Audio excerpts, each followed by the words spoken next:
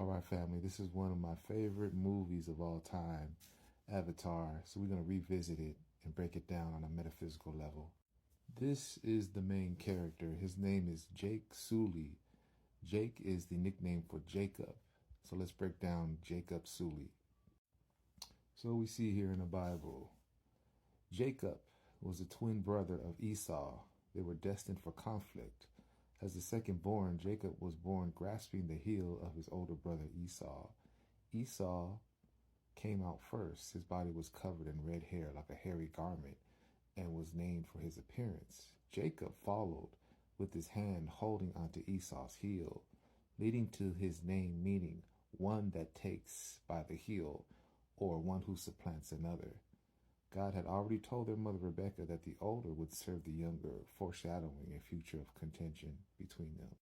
So, in a nutshell, this Bible is referring to man is born a twin. We have a higher self, which is the divine being, and we have a lower self, which is the devil made me do it type scenario. Okay? So Esau being hairy, a meat eater, a hunter, represents man as an animal, or the beast in man.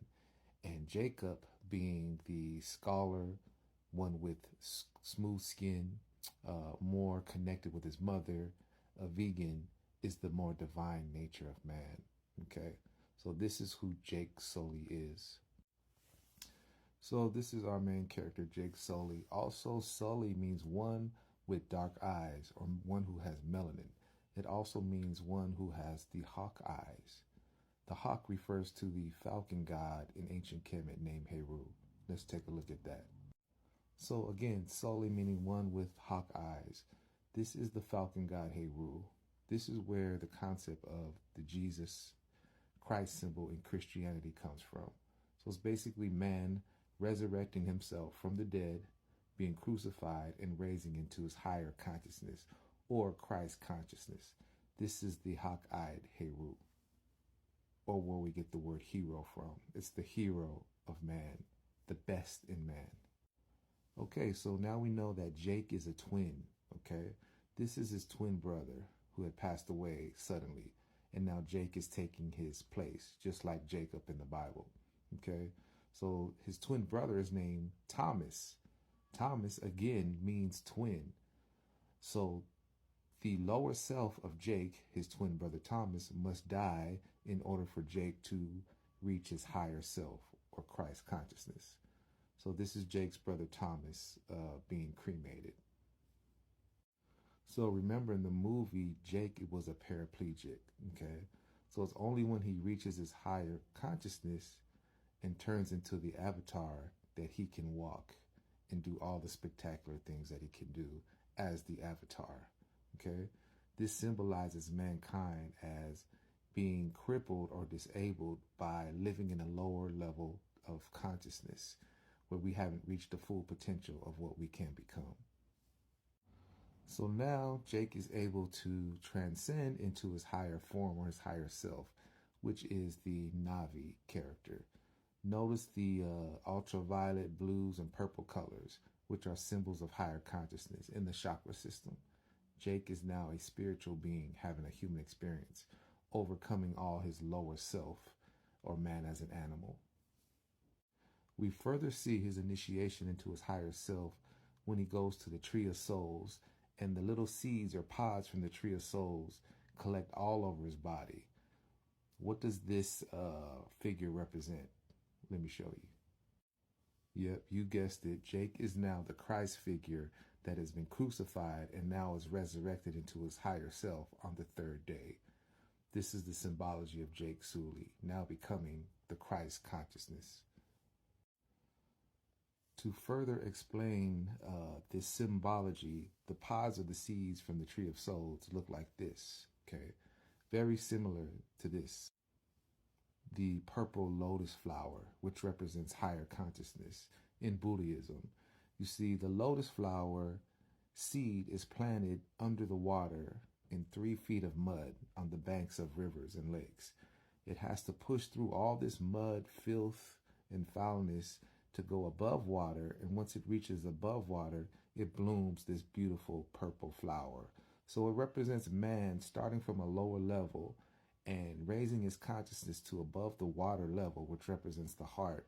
And then once it reaches the level of the heart, it can now bloom into this beautiful flower after it has learned all its lessons by suppressing its lower self, or man as an animal. Now it becomes a spiritual being having a human experience. So here's Jake in all his glory, representing the higher consciousness or the higher chakras of the green, the purples, and the blues. So this is why you see this ultraviolet hues. Jake is now achieved Christ consciousness. And as we can see on this chakra representation, after the green chakra is the higher consciousness, where the blues and purples and ultraviolets represent. This is now where Jacob's consciousness resides. In Christianity, this is depicted as heaven and hell. But remember, it's all internal. It's the internal battle of your lower self, represented by the yellow, red, and orange chakras, which represents fire or hell. And then once you achieve higher consciousness, what the first level is the heart, now they become blues, purples, and ultraviolet, which represents heaven.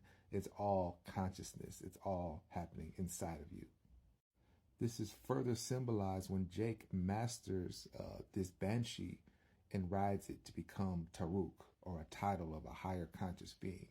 Notice that the banshee or the dragon figure is red, orange, and yellow, which represents Jake's lower self, or the lower chakras that he has overcome and now has command over to achieve Christ consciousness.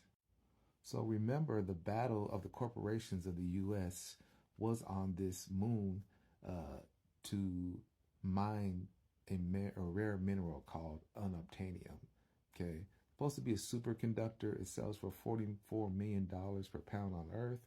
It's highly sought out resource. Okay, it's rare mineral that happens to be the largest deposit is where this Navi live. Let's break this down, what this unobtainium really is. So remember, the largest deposit is at this tree where the Navi live. And the tree basically represents the tree of life, right? As above, so below. Below the roots, or the unseen, is the spiritual realm, which all things happen first, and then they break into the seen realm, or the physical realm, where you see the tree. But the power is in the spirituality. The power is underneath the surface, or the unseen spiritual realm. So the unobtainium is the Navi people. It's the melanin that Europeans cannot obtain naturally. So they must harvest it from people of color from around the world. This concept is also depicted in the Black Panther movie. It's not called unobtainium. It's called vibranium. And it's the same characteristics of this unobtainium. They're talking about the melanin in the darker peoples of the world, and specifically those of African descent. So your melanin is your vibranium. Vibranium means to vibrate at a higher frequency, which melanin is a supercharger that helps people of color achieve higher levels of consciousness in the spiritual realm. Without it, you cannot travel that far. This is why you're so valuable. This is what they want to harvest. This is why they take your talents. The music industry, the entertainment industry, the sports industry, even in science, even though they don't give you credit, they steal from you and pass it off as if they've created it themselves. I highly suggest you go back and revisit and watch this movie again, and it'll be like watching it for the first time once you have this blueprint on breaking down the metaphysics of the Avatar.